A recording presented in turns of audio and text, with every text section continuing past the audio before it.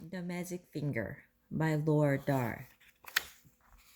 The farm next to ours is owned by Mr. and Mrs. Gregg. The Greggs have two children, both of them boys. Their names are Philip and William. Sometimes I go over to their farm to play with them. I am a girl and I am 8 years old. Philip is also 8 years old. William is 3 years older. He's 10. What? Oh, right then. He's 11. Last week, something very funny happened to the Gregg family. I am going to tell you about it as best as I can. Now, the one thing that Mr. Gregg and his two boys loved to do more than anything else was to go hunting. Every Saturday morning, they would take their guns and go off into the woods to look for animals and birds to shoot. Even Philip, who was only 8 years old, had a gun of his own. I can't stand hunting. I just can't stand it. It doesn't seem right to me that men and boys should kill animals just for the fun they get out of it. So I used to try to stop Philip and William from doing it. Every time I went over to their farm, I would do my best to talk them out of it, but they only laughed at me. I even said something about it once to Mr. Gregg, but he just walked on past me as if I wasn't there. Then one Saturday morning, I saw Philip and William coming out of the woods with their father, and they were carrying a lovely young deer. This made me so cross that I started shouting at them. The boys laughed and made faces at me, and Mr. Gregg told me to go home, mind my own P's and Q's. Well, that did it. I saw red, and before I was able to stop myself, I did something I never meant to do. I put the magic finger on them all. Oh dear, I haven't put it on Mrs. Gregg, who wasn't there. I put it on the whole Gregg family. For months, I had been telling myself that I would never put the magic finger upon anyone again. Not after what had happened.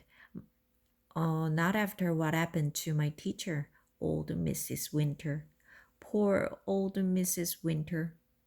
One day we were in class and she was teaching us spelling. Stand up, she said to me, and spell cat. That's an easy one, I said. K-A-T. You are a stupid little girl, Mrs. Winter said. I'm not a stupid little girl, I cried. I am a very nice little girl. Go and stand in the corner, Mrs. Winter said. Then I got cross and I saw red and I put the magic finger on Mrs. Winter good and strong and almost at once. Guess what? Whiskers began growing out of her face. They were long black whiskers, just like the ones you see on a cat, only much bigger. And how fast they grew! Before we had time to think, they were out to her ears. Of course, the whole class started screaming with laughter. And then Mrs. Winter said, Will you be so kind as to tell me what you find so madly funny, all of you? And when she turned around to write something on the blackboard, we saw that she had grown a tail as well. It was a huge bushy tail. I cannot begin to tell you what happened after that. But if any of you are wondering whether Mrs. Winter is quite all right again now, the answer is no, and she never will be. The magic finger is something I've been able to do all my life. I can't tell you just how I do it because I don't even know myself. But it always happens when I get cross, when I see red. Then I get very, very hot all over. Then the tip of the forefinger of my right hand begins to tingle most terribly. And suddenly a sort of flash comes out of me, a quick flash like something electric. It jumps out and touches the person who has made me cross. And after that, the magic finger is up on him or her, and things begin to happen. Well, the magic finger was now upon the whole of the Gregg family, and there was no taking off again. I ran home and waited for things to happen. They happened fast. I shall now tell you what those things were. I got the whole story from Philip and William the next morning, after it was all over. In the afternoon of the very same day that I put the magic finger on the Gregg family, Mr. Gregg and Philip and William went out hunting once again. This time they were going after wild ducks, so they headed towards the lake. In the first hour, they got 10 birds. In the next hour, they got another 6. What are they? Cried Mr. Gregg. This is the best yet. He was beside himself with joy. Just then, 4 more wild ducks flew over their heads. They were flying very low. They were easy to hit. Bang, bang, bang, bang went the guns. The ducks flew on. We missed, said Mr. Gregg. That's funny.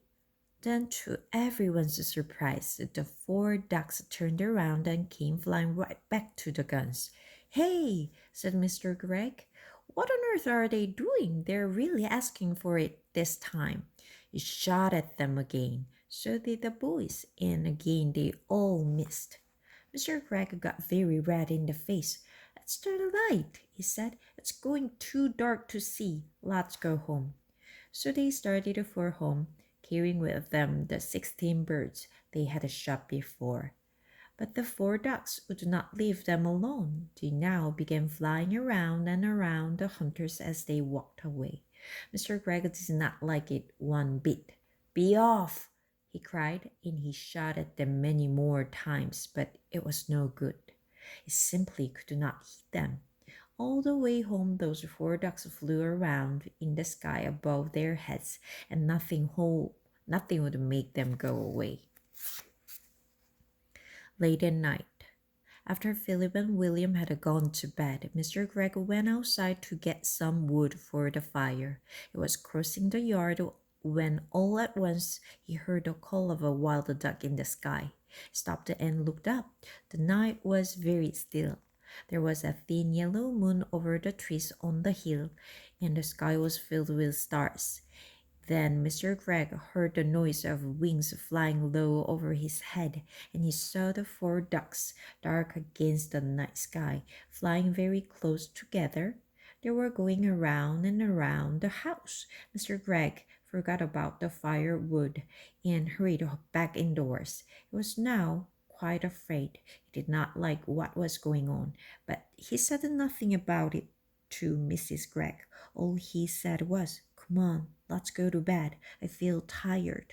So they went to bed and to sleep. When morning came, Mr. Gregg was the first to wake up. He opened his eyes. He was about to put out a hand for his watch to see the time, but his hand wouldn't come out. "That's funny," he said. "Where is my hand?" He lay still, wondering what was up.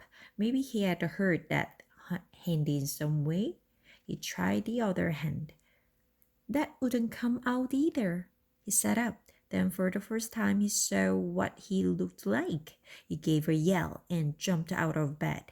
Mrs. Gregg woke up, and when she saw Mr. Gregg standing over on the floor, she gave a yell too, for he was now a tiny little man. He was maybe as tall as the seat of a chair, but no taller. And where his arms had been, he had a pair of duck's wings instead. But, cried Mrs. Gregg, going purple in the face, "My dear man, what's happened to you?" "What's happened to both of us, you mean?" shouted Mr. Gregg. It was Mrs. Gregg's turn now to jump out of bed. She ran to look at herself in the glass, but she was not tall enough to see into it. She was even smaller than Mr. Gregg, and she too had got wings instead of arms. "Oh, oh, oh, oh," sobbed Mrs. Gregg. "This is witch's work," cried Mr. Gregg, and both of them started running around the room, flapping their wings. A minute later, Philip and William burst in. The same thing had happened to them. They had wings and no arms, and they were really tiny. They were about as big as robins. "Mama, Mama, Mama," chirped Philip. "Look, Mama, we can fly." And they flew up into the air. "Come down at once," said Mrs. Gregg. "You're much too high." But before she could say another word, Philip and William had flown right out the window. Mr. and Mrs. Gregg ran to the window and looked out. The two tiny boys were now high up in the sky. Then Mrs. Gregg said to Mr. Gregg, "Do you think we could do that, my dear?" "I don't see why not," Mr. Gregg said. "Come on, let's try." Mr. Gregg began to flap his wings hard, and all at once up he went. Then Mrs. Gregg did the same. "Help!" she cried as she started going up. "Save me!" "Come on," said Mr. Gregg. "Don't be afraid." So out the window they flew far up into the sky, and it did not take them long to catch up with Philip and William. Soon the whole family was flying around and around together. "Oh, isn't it lovely?" cried William. "I've always wanted to know what it feels like to be a bird. Your wings are not getting tired, are they, dear?" Mr. Gregg asked Mrs. Gregg. "Not at all," Mrs. Gregg said. "I could go on forever." "Hey, look down there," said Philip. "Somebody's walking in our garden." They all looked down, and there below them in their own garden they saw four enormous wild ducks. The ducks were as big as men, and what is more, they had great long arms like men instead of wings. The ducks were walking in a line to the door of the Greg's house, swinging their arms and holding their beaks high in the air. "Stop!" called the tiny Mr. Gregg, flying down low over their heads. "Go away, that's my house." The ducks looked up and quacked. The first one put out a hand and opened the door of the house and went in. The others went in after him. The door shut. The Greggs flew down and sat on the wall near the door. Mrs. Gregg began to cry. Oh dear," she sobbed. "They have taken our house. What shall we do? We have no place to go." Even the boys began to cry a bit now. "We will be eaten by cats and foxes in the night," said Philip. "I want to sleep in my own bed," said William. "Now then," said Mr. Gregg, "it isn't any good crying. That won't help us. Shall I tell you what we are going to do?" "What?" they said. Mr. Gregg looked at them and smiled. "We are going to build a nest." "A nest?" they said. "Can we do that?" "We must do it," said Mr. Gregg. "We've got to have somewhere to sleep. Follow me." They flew up to a tall tree, and right at the top of it, Mr. Gregg chose the place for the nest. "Now we want sticks," he said. "Lots and lots of little sticks. Off you go, all of you, and find them and bring them back here." "But we have no hands," said Philip. "Then use your mouth." Mrs. Gregg and the children flew off. Soon they were back, carrying sticks in their mouth. Mr. Gregg took the sticks and started to build the nest. "More," he said. "I want more and more and more sticks. Keep going." The nest began to grow. Mr. Gregg was very good at making the sticks stick together. After a while he said, "That's enough sticks. Now I want leaves and feathers and things like that to make the inside nice and soft." The building of the nest went on and on. It took a long time, but at last it was finished. "Try it," said Mr. Gregg, hopping back. He was very pleased with his work. "Oh, isn't it lovely?" cried Mrs. Gregg, going into it and sitting down. "I feel I might lay an egg any moment." The others all got in beside her. "How warm it is," said William. "And what fun to be living so high up," said Philip. "We may be small, but nobody can hurt us up here." "But what about food?" said Mrs. Gregg. "We haven't had a thing to eat all day." "That's right," Mr. Gregg said. "So we will now fly back to the house and go in by an open window and get the tin of biscuits when the ducks aren't looking." "Oh, we will be packed to bits by those dirty great ducks," cried Mrs. Gregg. "We shall be very careful, my love," said Mr. Gregg, and off they went. But when they got to the house, they found all the windows and doors closed. There was no way in. Just look at that beastly duck cooking in my stove, cried Mrs. Gregg as she flew past the kitchen window. How dare she? And look at that one holding my lovely gun, shouted Mr. Gregg. One of them is lying in my bed, yelled William, looking into a top window. And one of them is playing with my electric train, cried Philip. Oh dear, oh dear, oh dear, said Mrs. Gregg. They have taken over our whole house. We shall never get it back. And what are we going to eat? I will, I will not eat worms, said Philip. I would rather die. Or slugs, said William. Mrs. Gregg took the two boys under her wings and hugged them. Don't worry, she said. I can mince it all up very fine and you won't even know the difference. Lovely slug burgers, delicious worm burgers.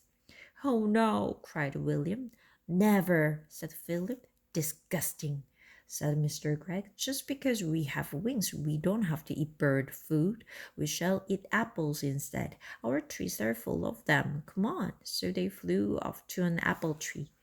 But to eat an apple without holding it in your hands is not at all easy. Every time you try to get your teeth into it, it just pushes away.